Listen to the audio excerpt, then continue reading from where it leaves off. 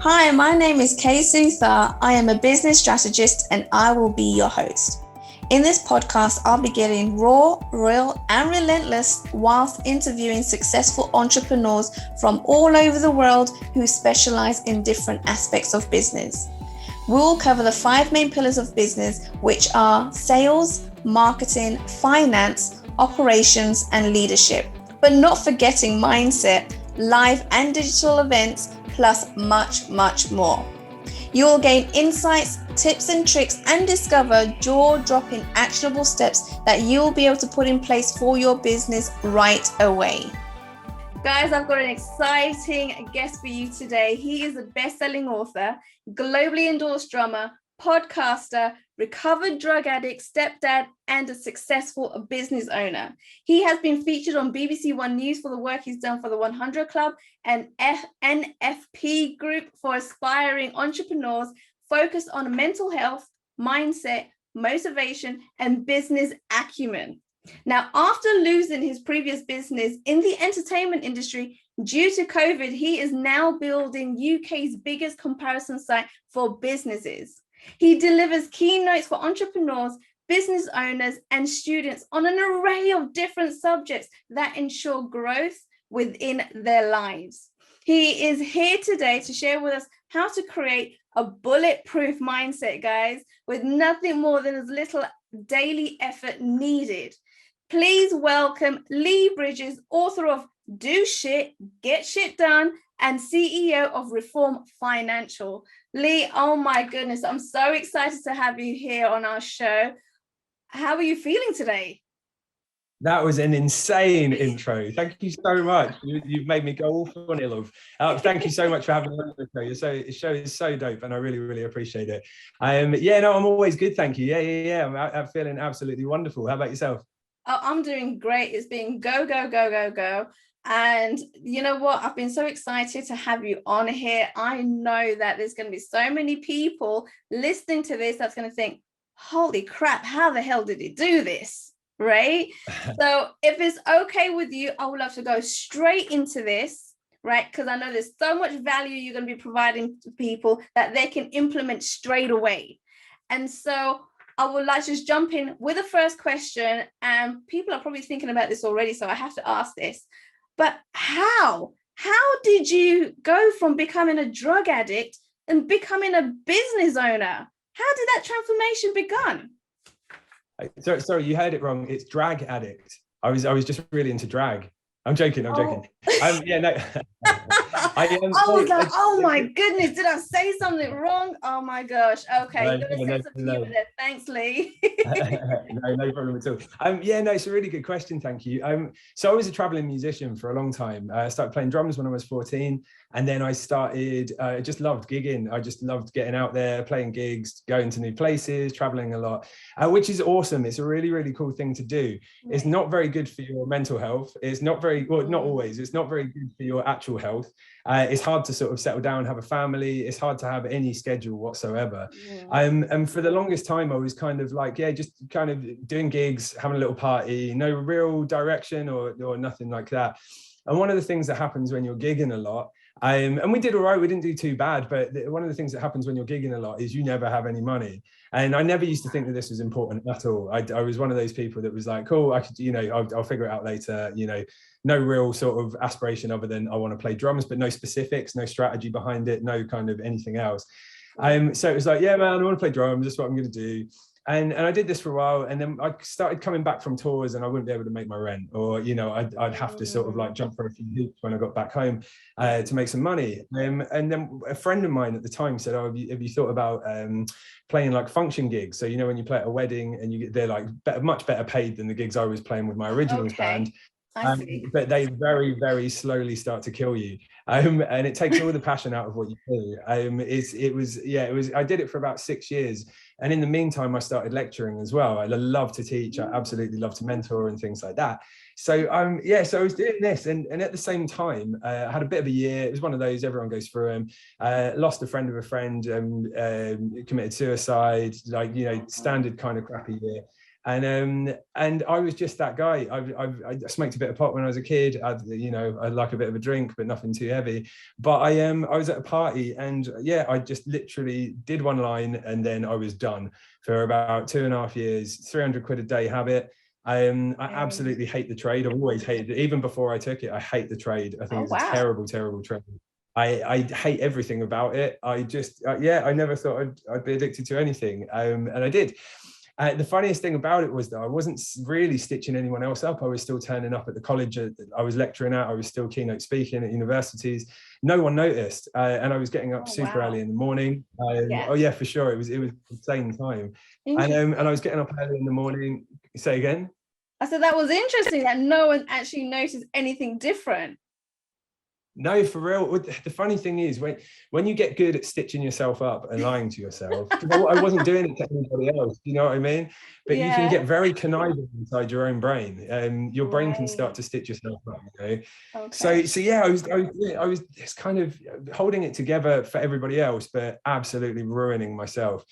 And I got to the point where I tried treatments. I tried everything to get off it. Well, I didn't try everything because obviously I would have got off it straight away, but I tried as many things as I could think at the time. Right. And I was going to the doctor, my local doctor, knew my shoe size. I was in there so often kind of thing. I tried CA, AA, all of these different things. Right. And just nothing more. The thing I found is that everyone wanted to talk about the past or the problems that I had, and there was no real action and no real solution to it. And it was kind of almost like I felt like I was just going around in circles. And, I'm pretty chill as a person. My ethics are in a good place kind of thing. But I was just right in the middle of it. And so I started writing. I don't know why. I have no idea. I've never been a writer, never been anything like that. And I just started writing these little notes down and journaling.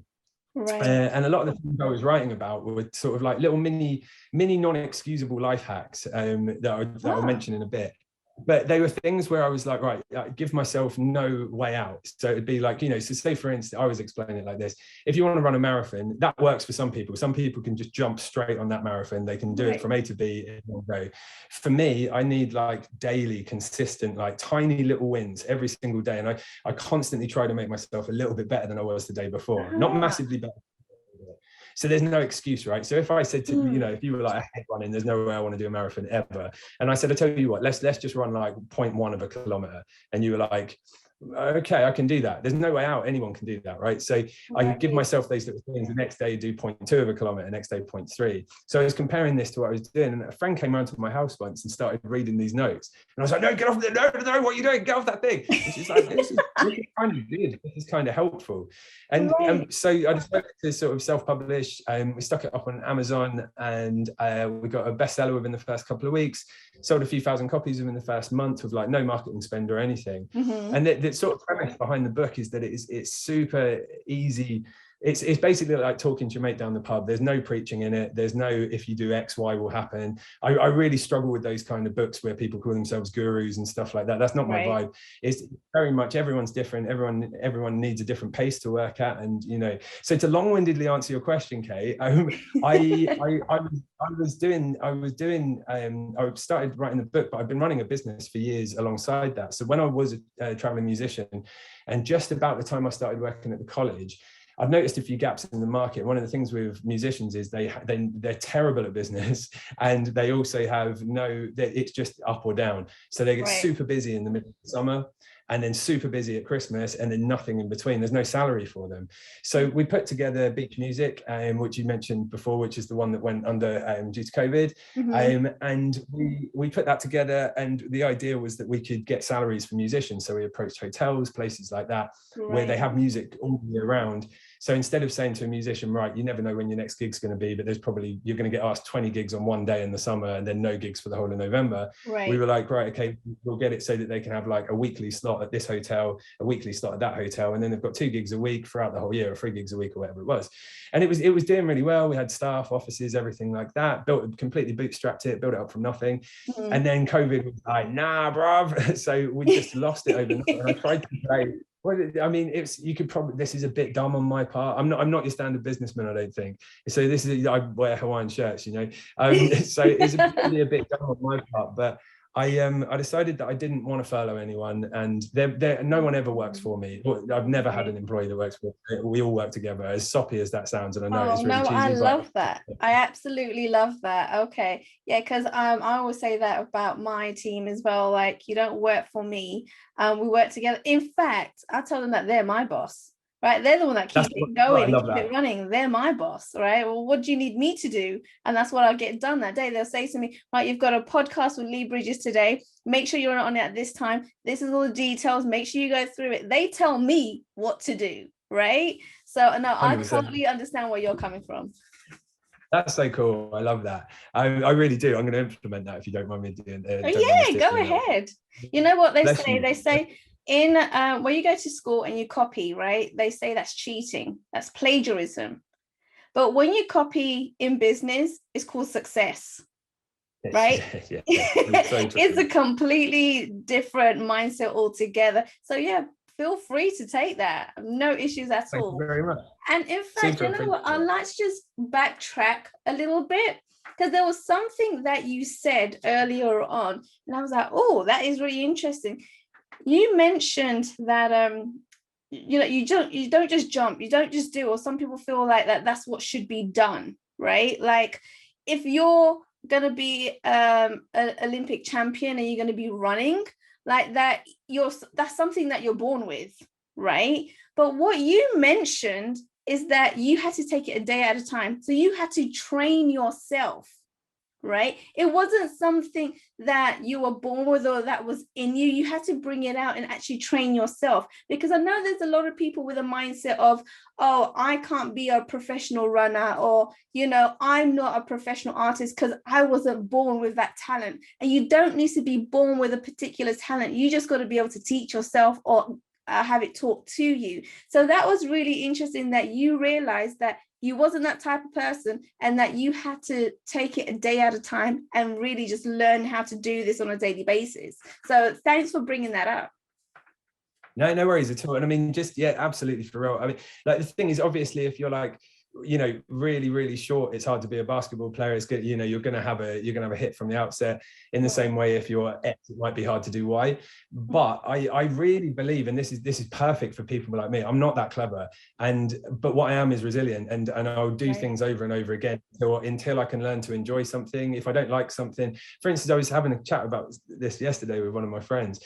When I wash the dishes, I do it the best I can every single time. I literally put my heart and soul into it. It sounds really funny, but I think if I can amplify that into everything else that I do, then it gives me a bit of, you know, somewhere to go. But the way that I see it is like we're brought up in a certain way where we do what our parents did and they did what their parents did, and we go to school 5 days a week. Then you're meant to go to work 5 days a week, and then you're meant to work for like 30, 40, 50 years, get a mortgage, do all that stuff, and then one day, if you're lucky, you can retire. And wouldn't that be great? When your body's absolutely screwed. I don't want that for me. I don't want that for kids at all. That's not my vibe. So what I realized a long time ago is that, so think about it like this. When I put my underwear on or I brush my teeth, I don't even think about it. It is such a second nature. And the reason is because I've done it every single day of my life, apart from that one day I didn't put it on. But the rest of the time, you know, it's just so natural. So I figured to myself, if I can do that with learning business, learning marketing, if I can do that with learning how to burpee at the gym, if I can learn how to do that with cooking, it's always a bit terrible, and then a little bit better, then a little bit better, then a little bit better. And then you compound that over a couple of years or 3 years and you're laughing. Do you know what I mean? Yeah. So for me, it means that you can be pretty dumb and learn anything, which I like. I like that idea. Oh my goodness, I love it. And you know what? I absolutely love your sense of humor. You are just hilarious. I'm loving this today. So I'd like to go on to the next question that I have for you. And we had a conversation prior to doing this today. And you said that you have a superpower and you have the ability of having boundless positivity. What does that mean? And how do you continue to have so much positivity around you when there's so much negativity going on as well? Really good question. I mean, I never would call it a superpower, but I like that. I like that you coined that. That's awesome. I will take that. Look, the thing is, the way that I see that is that you can be in the like brightest room in the world. Like, just say you're in like a super bright room, there's all floodlights and everything. You can put as much dark in that room as you want. You can stuff dark in there, left, right, center. The room will still be light. I can walk into a pitch black room with like a tiny little match or a candle. I can light that thing up. It might not be massive, but the light will always outweigh the dark. So I've always kind of figured to myself, look, I get one shot of this. I'm going to die one day. And no one else seems to know what happens when you die. So I might as well give it my best. And if I can choose to be happy, and it's not some people say this to me all the time. And I hear people bounce this around and I don't agree with it. It's people like, oh, people are just born positive, or like, you're just happy all the time. Right. I worked at that. I friggin' worked at that, man. And that's something I do every day. I read 2 books a week on average. I listen to podcasts. I listen to audio books. I go to seminars. I network with people. I talk to people that are happy all the time. I talk to people that are positive all the time. I surround myself with those people. It's hard work to do that. And I think it's not something that's really taught at school. It's not something that you're raised with. It's kind of like, yeah, crack on. The world's going to be pretty crappy. Absolutely, the world is a terrible, treacherous, evil place sometimes. I don't want to be a part of that. I want to be on the other side. do you know what I mean? Yeah. I mean, what do you think about that? How do you maintain, I know, you're listening and reading positive books and everything, but you're human, right? Unless I don't know something, you're human. So do you not ever feel sad or feel angry or anything like that? And if you do, how do you manage to get yourself out of that? Oh yeah, for sure. So I came up with these like 8 things. I can never remember all 8 of them, which is really embarrassing because I wrote about them. I'm writing about them in the second book, and I literally can't ever remember all 8. Probably from years ago.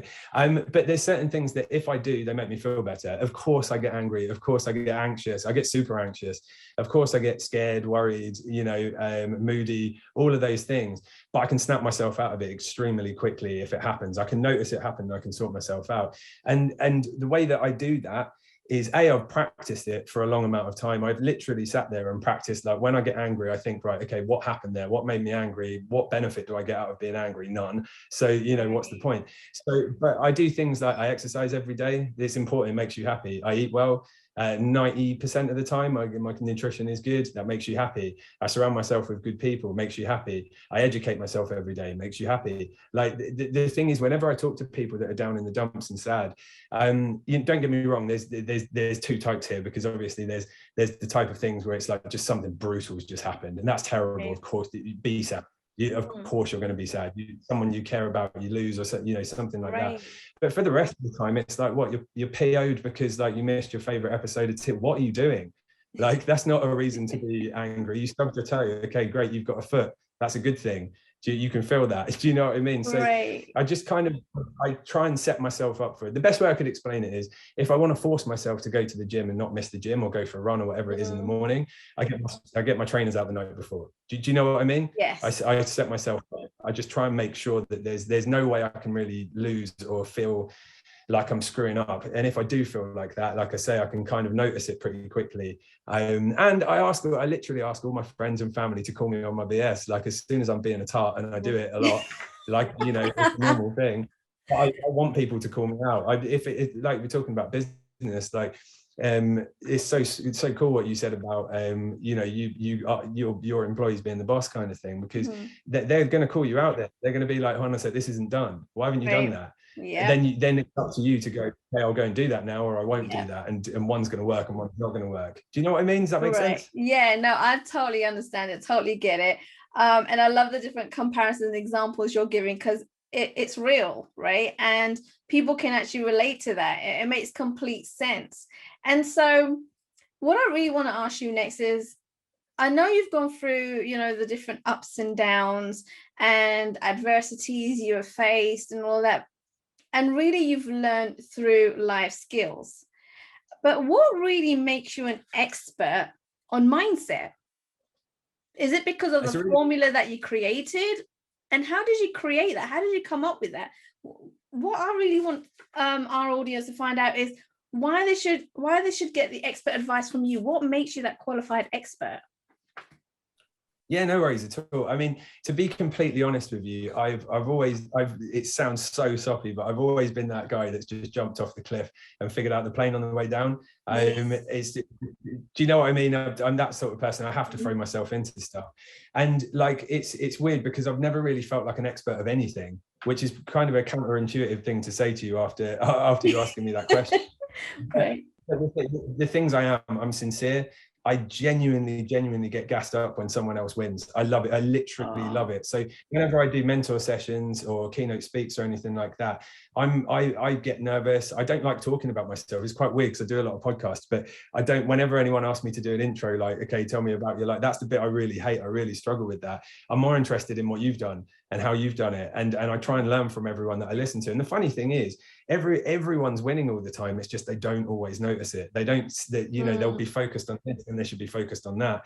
The pen's always behind your ear, or the car keys are always in your pocket. You might turn the house up looking for them, but they're always there. Do you know what I mean? Yeah. So I think the thing, if I had to answer your question in a sentence, I think the thing that would make me feel very confident about what I do, my success rate is 100%. I've never ever had someone that's someone with a mentorship that we haven't superseded the expectation that we had when we first started. I mean, I get probably about 10 to 15 emails a day from people that have read the book that are just like, oh my God, I just quit smoking because of you.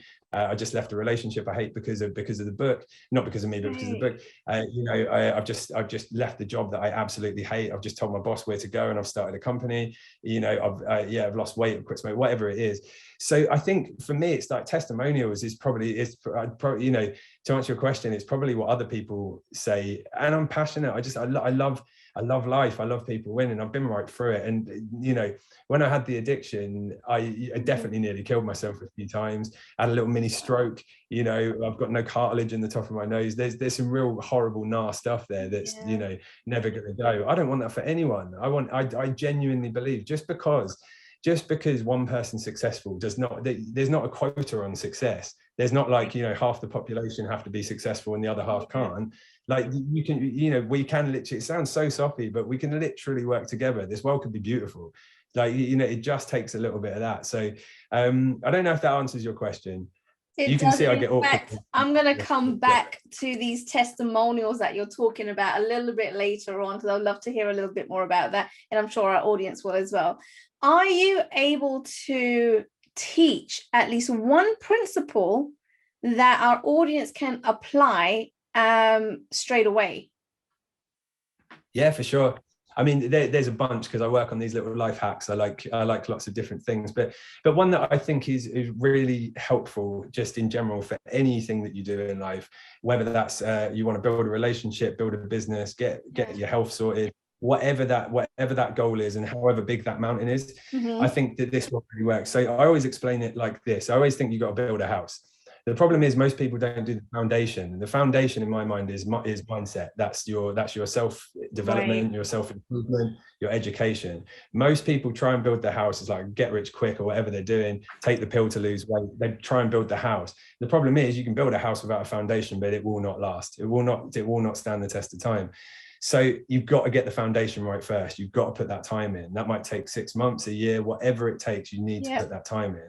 Then you start putting brick by brick. And this is the important part to this, is it's consistency. It's very small, unexcusable consistency where there's no way you can't get out of it. Like I say, if I said, right, you need to lay 20 bricks, you can do that. If I say lay 2,000 bricks, you might be like, nah, or you might start and then fail and then quit. So you build your foundation and then you start laying the bricks. The thing is, people want the quick route out. And for me, this doesn't work. I've never seen it work for anyone. That's why this is true. A third of lottery winners go bankrupt.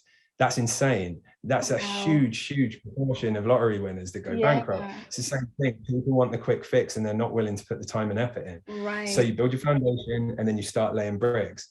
The problem is for the first month, 2 months, if you're in business, maybe a year or 2 years, those bricks don't start to look like a wall yet. They're just a brick after a brick after a brick. But with a little bit of time, you turn around and you're like, oh my God, there's like a little tiny wall there. I can sort of see this house developing. Right. So you build and build and build, using your foundation to make sure that the build doesn't fall over. And then once it gets to the top, you do the last bit, which is execution, which is you put your roof on, because nobody wants to be super wet lying in their, in their bedroom kind of thing. You don't want the rain to get in.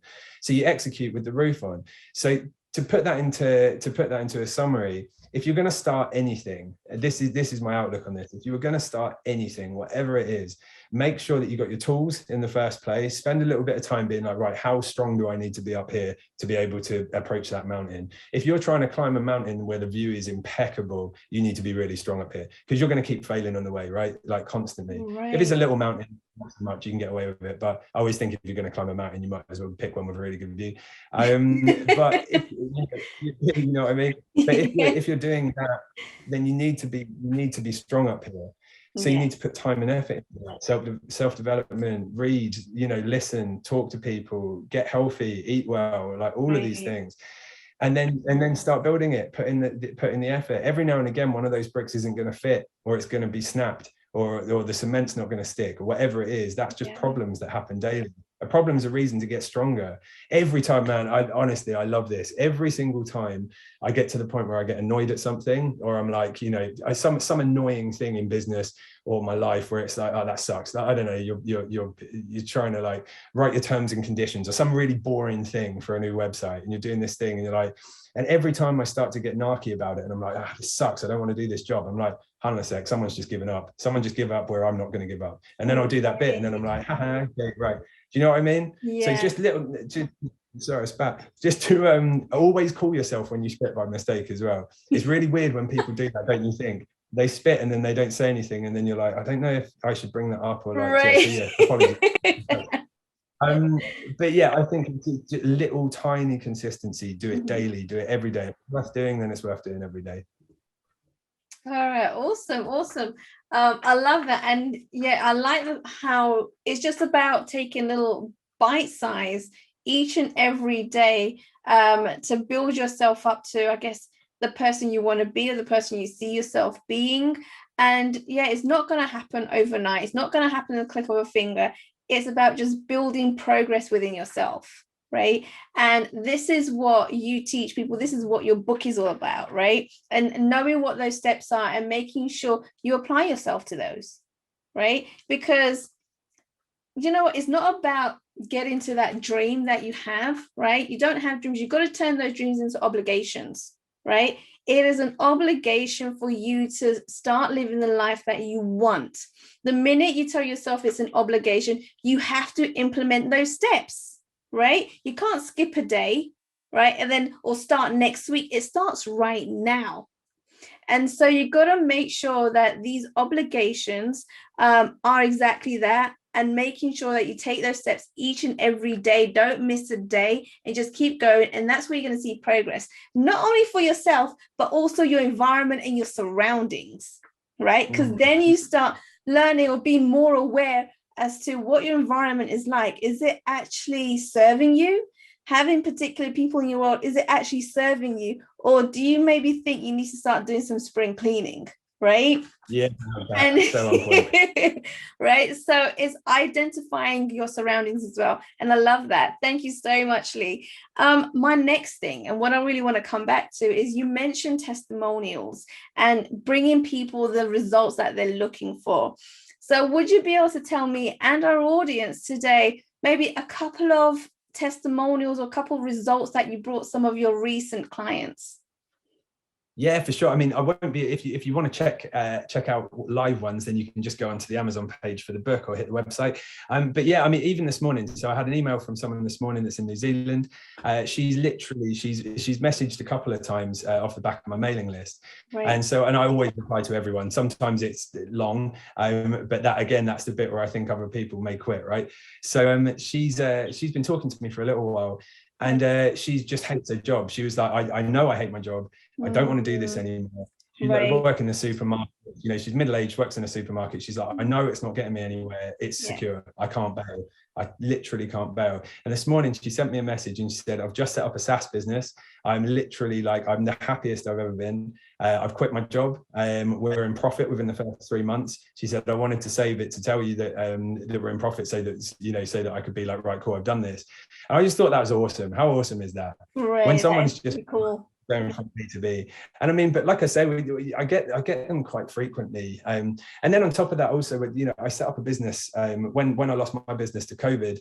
I set up a financial brokerage called Reform Financial. And I mean, we've only been running about 7 months. And our trust pilots have started coming in, and they're all from different clients, and they all say similar things. And it's all really refreshing. Really love working with you guys. Thank you so much for the customer service, because that's the thing for me. It's like, go above and beyond. I know it sounds soppy, but I like the idea of leave stuff better than you found it. I like that. Yeah. So whenever someone spends their time, their precious time, because there's nothing more precious in my opinion. Right. As soon as someone spends that with me or anyone I know or work with, then I'll use your word. It's an obligation for me to get back to them. It's an obligation for me to do the right thing. But yeah, I mean, we're testimonials galore. I love it. I love hearing people's win stories. I put out a mailing list like once a week, sometimes twice a week, and we always get lush feedback, like people just being, and it's, I always ask for feedback for myself as well, because I'm an idiot. Yeah. So I always get, and I always, I want brutal honest. If someone's not happy with what I've done or how I've done it, or they've got a suggestion, I want them to be honest about it. So I often, like maybe once every 3 or 4 months, I'll do it. One of the mail outs will be like, please, can you give me feedback? Be brutal. Tell me what's up. So I also get my own feedback as well, which I quite like. Awesome. And I like the fact that you're not scared of people being brutally honest, right? The good and the bad. You want to hear both in order to better your service, better your product, get better results for your clients. And is having that brutal honesty and being okay with it, finding solutions. But it's not just about hearing all the good stuff. We need to hear all the bad stuff too, right? In order to progress. And just like you mentioned earlier as well, like if you get off track, you need people around you to say, look, you need to stop your bullshit. You're really screwing up right now. You need to get back on track. And I like the word that you use, and we use it in the UK so often. Stop being a tart, right? And and so yeah, we don't only want that brutal honesty with our clients, but we need it with people around us to keep us on track, right? Because we are human beings and we are going to slip off track. It's going to happen, right? Something will, they'll put spanners in the work and something will happen and you'll get anxious, you'll get angry, you'll get worried, we get frustrated, all those emotions come up, but it's about getting back on track. So that's awesome. Now, where can people receive some additional free support from you? Where can they go? Yeah, no worries at all. So, I mean, I reply to everyone. So if anyone wants to email me, my personal email address, not my work one, is lee@leebridges.co.uk. And yes, I am that douchebag that has his own name twice in his email ID. Apologies. I need to not have anyone else with Lee in the team. But yeah, lee@leebridges.co.uk. You have the website, which is leebridges.co.uk. If you guys want a copy of the book for free, they can grab a free copy of the digital version of the book, which is leebridges.co.uk/DSGSD for do shit, get shit done. And then there'll be a little thing that just says password, and it's thank you book in capital letters, thank you book. And they click that and then the whole thing will be PDF. They can download it and read it. I'm always up for a chinwag. So if anyone wants to, drop me an email. My Instagram, I've got a couple. I've got a drum one, which is @drumhacker. My personal one, which is @leebridges. That's probably it. I've got a Grindr account, but we probably shouldn't talk about that. Well, guys, just to let you know. That's about me. All the links that Lee has mentioned, there will definitely be in the show notes. So if you missed it, just go down to the show notes. All the information will be there for you. Lee, it was amazing having you here. Thank you for your time and listening to Uncensored Society Podcast. All resources mentioned throughout the episode will be added to the show notes, and you'll be able to find them at the bottom as you scroll down. Don't forget to go ahead and subscribe and leave a review in iTunes. Thank you once again.